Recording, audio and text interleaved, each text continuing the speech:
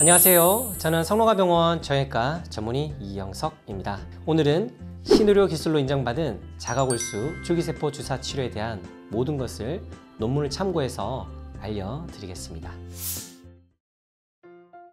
줄기세포 치료는 대부분 중간엽 줄기세포를 이용한 치료를 의미하는데요. 중간엽 줄기세포는 말 그대로 중간에 있다라고 보시면 돼요. 그래서 여기로 갈 수도 있고 저기로 갈 수도 있어요. 이 세포는 재생 능력과 조골세포, 즉 뼈를 만드는 세포, 지방세포, 근육세포, 연골세포 등 여러 세포로 분화할 수 있는 능력을 가지고 있는 세포입니다. 중간엽 줄기세포는 몸 안에서 골수, 지방조직, 골막, 활막 등에서 일반적으로 발견되는데요. 주로 진료 현장에서는 골수나 지방 등에서 채취한 줄기세포가 보편적으로 치료에 이용되고 있습니다. 중간엽 줄기세포는 직접적으로 연골세포를 만들 수 있다는 장점 외에 세 가지 장점이 있어서 연골 손상 치료에 있어 적절한 대안으로 고려할 수 있는데요. 첫 번째는 배양이 용이하고 분할을 지속하면서도 재생 능력이 있습니다. 두 번째는 주변 분비 활동이 있어 성장인자와 사이토카인을 분비해서 연골세포 증식과 혈관 생성을 촉진합니다. 특히 주변 분비 활동에 의하여 분비된 혈관 내피 성장인자와 TGF라고 하는 형질 전환 생장인자 등과 같은 인자들은 중간엽 줄기세포가 연골 병변으로 이동을 돕는 역할을 하게 됩니다. 세 번째는 중간엽 줄기세포의 성장인자가 T세포를 억제하거나 B세포의 항체 생성을 억제해서 면역 거부 반응의 위험을 낮추는 것으로 보고되고 있습니다. 이런 장점으로 인해서 중간엽 줄기세포는 기존 관절 연골 결손 치료의 대안으로 시행되고 있고 많은 연구도 진행되고 있습니다. 2021년 7월까지 중간엽 줄기세포에 관하여 등록된 임상 연구가 전 세계적으로 총 1000회가 넘는다고 합니다. 이처럼 중간엽 줄기세포에 대한 국제적 관심은 점점 증가해가고 있습니다. 줄기세포를 얻을 수 있는 곳은 여러 군데가 있지만 무릎 줄기세포를 얻을 수 있는 곳은 두 가지로 생각하면 됩니다. 골수와 지방세포입니다. 이 두 가지에 대해서 설명드릴게요. 첫 번째로 골수는 중간엽 줄기세포의 풍부한 세포 공급원이고 채취가 용이하기 때문에 가장 먼저 치료에 이용이 되었고 그 특성도 가장 잘 알려져 있습니다. 골수흡인 농축액에 포함된 골수율의 중간엽 줄기세포의 장점으로는 상대적으로 강한 증식 능력, 좋은 연골 형성 능력이며 저장과 운반이 용이하다는 장점도 가지고 있습니다. 그래서 여러 가지 형태로 정형외과 영역에서 임상적으로 적용되고 있고 임상 결과 또한 대부분 우수한 것으로 보고되고 있습니다. 두 번째로 지방조직 유래의 중간엽 줄기세포는 골수보다는 다양한 곳에서 반복적이고 최소 침습적으로 얻을 수 있다는 장점이 있습니다.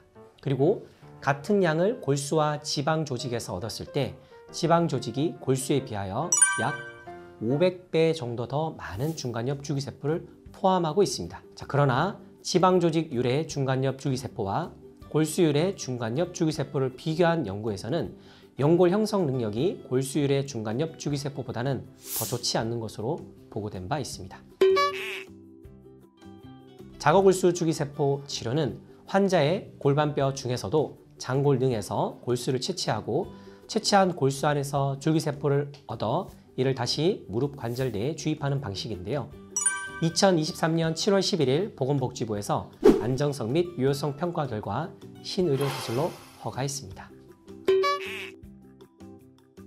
자가골수 줄기세포 치료 대상은 ICRS라고 하는 연골 손상 단계 중에서 3, 4단계 환자 또는 엑스레이를 가지고 관절염 단계를 나타내는 KL 2, 3단계에 해당되는 환자를 대상으로 시행할 수 있습니다. ICRS 단계는 관절경을 통해서 확인해야 하기 때문에 수술적인 진단 과정이 필요합니다.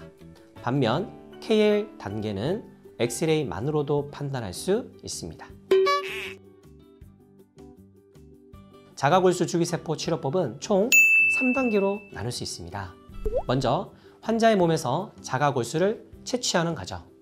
둘째, 채취한 자가골수에서 줄기세포만을 분리하는 과정. 셋째, 얻어진 줄기세포를 환자 몸에 주입하는 과정인데요. 시술할 때 국소 마취를 해서 시행하기 때문에 마취에 대한 부담이 적은 시술입니다.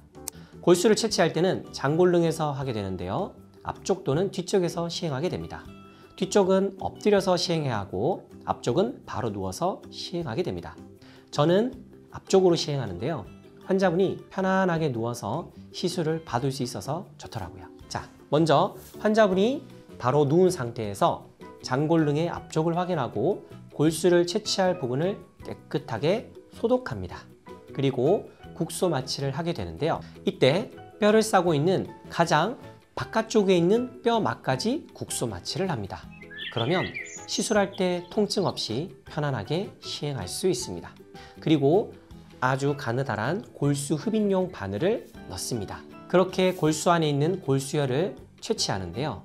이 과정은 약 5분 정도 소요됩니다. 이때 채취하는 양이 중요한데요. 치료의 효과를 보기 위해서는 60cc를 채취해야 하며 60cc를 담을 수 있는 키트를 사용하는 것이 중요합니다.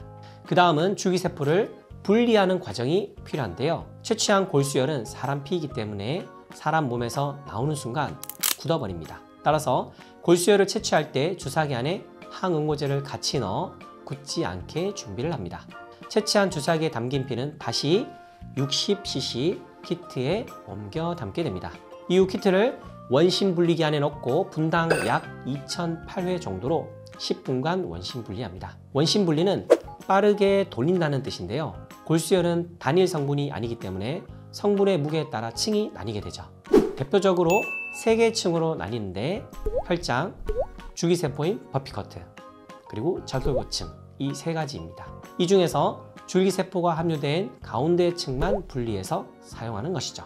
이렇게 얻어진 줄기세포가 함유된 골수혈을 주사기에 옮기고 환자의 무릎 관절에 주사를 시행하는 과정이 3번째 단계입니다. 이렇게 모든 과정이 끝나면 30분에서 40분 정도 소요됩니다. 앞에서 시술 과정을 자세히 설명을 드린 이유가 바로 이 안정성 때문인데요. 제일 걱정이 되는 부위가 바로 골수를 뽑는 부위이실 거예요. 장골릉 앞쪽은 피부에서 바로 만져집니다. 그래서 시술하기가 아주 용이해요. 그래서 국소 마취를 하고 안전하게 시술할 수 있습니다. 다만 항응고제를 복용하시는 분들은 일정 기간 약을 끊고 시행해야 합니다. 안 그러면 지혈이 잘 되지 않아서 멍이 심하게 들고 통증이 생길 수 있습니다. 무릎에 주사를 놓는 것은 매우 안전하기 때문에 당연히 걱정하지 않으셔도 됩니다. 연골주사를 많이 맞으실 건데요. 연골주사를 맞듯이 그렇게 주사를 하기 때문에 안전하게 시술을 할 수 있습니다. 마지막으로 줄기세포는 면역 거부 반응의 위험을 낮추는 것으로 보고되어서 내 몸에 있는 것을 다시 내 몸으로 넣기에 지금까지 무릎에 사용한 주사들보다 훨씬 더 안정성이 높습니다. 많은 연구들을 살펴보면 줄기세포에 의한 이상 반응 거의 없는 걸로 나와 있어서 충분히 검증되었다고 할 수 있습니다. 오늘은 줄기세포에 대한 개념을 정리해 봤는데요. 다음 시간에는 줄기세포의 특징에 대해서 알려드리도록 하겠습니다. 그러면 좋아요, 구독, 알람 설정 잊지 마시고요. 다음 영상에서 뵙겠습니다. 지금까지 성노가병원 정형외과 이영석 원장이었습니다.